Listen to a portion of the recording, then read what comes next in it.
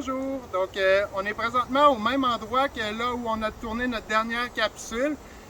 Comme vous pouvez le voir et comme tu peux le voir, Marianne, j'ai écouté tes conseils, je me suis protégé comme il le faut. Donc, si je suis habillé de cette façon, c'est parce qu'aujourd'hui, on procède à l'extraction de la berce. Donc, pour l'occasion, on a acheté tout le matériel nécessaire à la protection. Marianne va pouvoir vous expliquer plus en détail les achats qu'on a faits. Donc, pour commencer, Patrick porte le costume d'astronaute que je vous ai parlé la dernière fois. À ses pieds, il y a des bottes à l'eau, des bottes de pluie, comme tout le monde.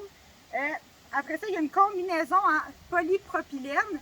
5B, 6B, c'est pour se protéger des substances chimiques liquides et aussi des particules solides qui pourraient causer des dommages à notre peau. Il y a aussi des petits gants de nitrile en dessous de ces gros gants, comme des gants vaisselle, mais encore plus longs et plus robustes.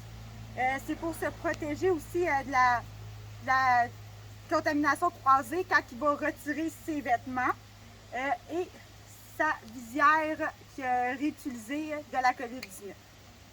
Donc, étant donné que vous avez été plus de 75 000 à visionner la dernière capsule sur la berce et plus de 400 à la partager, on a cru bon de filmer cette deuxième capsule pour vous montrer comment l'extraire avec la bonne méthode. Donc, pour l'équipement, ce qu'on a ici, nous, on a des perles, mais vous pouvez aussi utiliser une pioche, vous pouvez utiliser une pelle à planting, c'est encore mieux, c'est plus simple pour venir retirer les grosses racines qui sont quand même très solides de la berce. Des sécateurs et plusieurs gros sacs poubelles vraiment très robustes pour ne pas perdre des parties de berce, par exemple, parce qu'il aimerait trouver le sac. Et on a en surplus là, le même équipement que Patrick a si jamais il devrait changer, qu'il y aurait un souci. Puis ici, nous avons un bac d'eau avec du savon. C'est pour pouvoir laver les équipements quand l'arrachage est fini, pour ne pas faire de la contamination croisée dans la voiture. Puis c'est aussi pour laver les mains, le visage de Patrick une fois qu'il va avoir fini de faire l'arrachage. Donc voilà la berce. Comme vous pouvez voir, elle a bien changé depuis notre dernière visite. On ne voit plus les fleurs blanches, mais elle a plutôt un aspect vert jauni.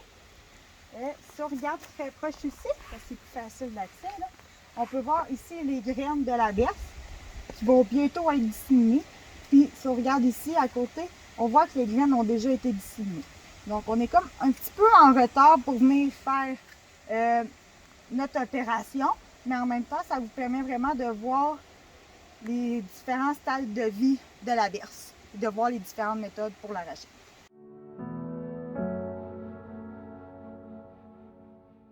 Donc là, on est en train d'arracher la berce du coquillage et on est en mode prévention pour éviter qu'il y ait des graines qui se disséminent dans l'environnement. Donc le mode prévention, il se fait au début de l'été, avant que les fleurs soient sorties. C'est parce que c'est à ce moment-là que les racines sont plus souples, plus faciles à venir couper. Là, on est un peu en retard dans la saison, mais comme c'est une capsule, on le fait pour vous montrer comment faire si jamais vous avez de la berce du coquillage chez vous. Donc, ce qu'on va faire, c'est que je vais venir avec mes sécateurs couper le plus proche possible de l'efflorescence. C'est la fin pour éviter que les graines tombent.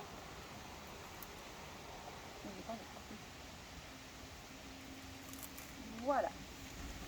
Et on coupe toutes nos fleurs en premier pour éviter, dans le fond, que quand on va venir travailler dans le sol pour que les graines tombent. Puis on vient couper vraiment le plus proche possible des fleurs, des graines, parce que plus qu'on va couper loin dans la tige, plus que ça envoie un signal à la plante pour qu'elle refasse des fleurs, pour qu'elle puisse se reproduire.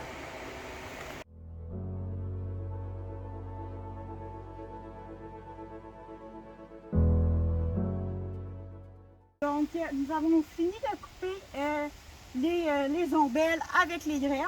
Donc, si on est en phase prévention, ça serait terminé maintenant.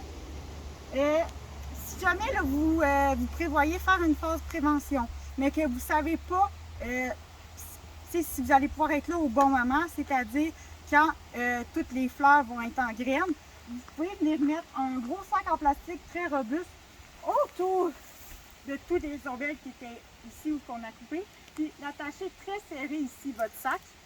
Puis ce que vous allez faire après, quand vous allez être rendu au moment de faire votre prévention ou votre arrachage complet pour l'éradication, vous allez venir couper ici le plus près possible, encore une fois, pour éviter que ça retige. Puis après avoir coupé, en fait, vous allez pousser le dessus de la plante dans le fond de votre sac et refermer le sac très solide pour éviter que les graines tombent. Là, maintenant, passons à notre éradication. Donc, ce que Patrick va faire, il va venir mettre sa pelle le plus près possible de la tige. Puis, avec son pied, il va pousser pour essayer d'aller chercher une profondeur de 20 cm. Puis, avec le poids de son corps, il va essayer de déraciner le plant. Pourquoi je dis avec le poids de son corps? Parce que souvent, on a tendance à taper sur la pelle. Puis ça, c'est avec une plante solide comme ça, c'est soit pour vous blesser ou bien pour tomber dedans. Donc, c'est pas une bonne idée.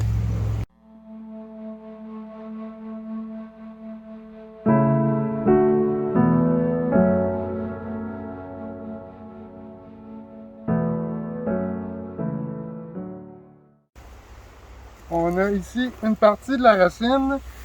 Comme vous pouvez voir, les racines sont très profondes et très difficiles à enlever. Surtout quand il s'agit de plants aussi gros.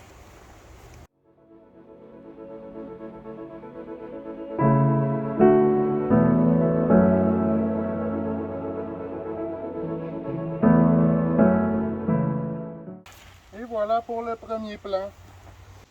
Donc, une fois que le plant a été coupé et que les racines ont été enlevées et qu'elles se trouvent dans un sac à vidange, ben, il ne reste plus qu'à aller la porter vers l'incinérateur.